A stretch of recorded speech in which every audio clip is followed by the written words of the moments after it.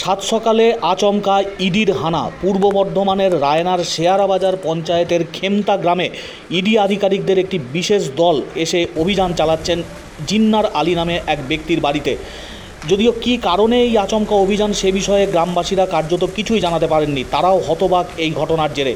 সাত সকালেই ইডি আধিকারিকদের টিম এবং কেন্দ্রীয় বাহিনী তারা এসে পৌঁছায়। গোটা বাড়িকে ঘিরে রাখা হয়েছে। 5 থেকে 6 জনের ইডি আধিকারিকরা বাড়ির ভিতরে রয়েছেন এবং প্রায় 12 থেকে 13 জনের কেন্দ্রীয় বাহিনীর জওয়ানরা তারা মোতায়েন রয়েছেন। গোটা বাড়িকে ঘিরে রাখা হয়েছে এই মুহূর্তে। সামগ্রিক ঘটনাকে কেন্দ্র করে তীব্র চাঞ্চল্য পূর্ব বর্ধমানের রায়নার শেয়ারাবাজার পঞ্চায়েতের খেমতা গ্রামে।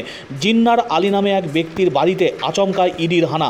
যদিও কী কারণে এই অভিযান সে বিষয়ে এখনও পর্যন্ত ধোঁয়াশা স্পষ্ট করে কিছু জানা যায়নি।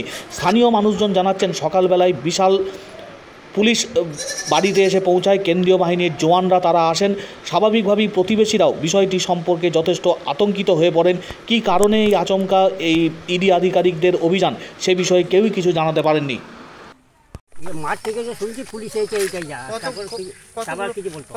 কতগুলো গাড়ি আসছে কত বলতে পারবো। আমি মাঠ থেকে এসে শুনছি এই ব্যাপার। কাদের বাড়ি সুজনের বাড়ি।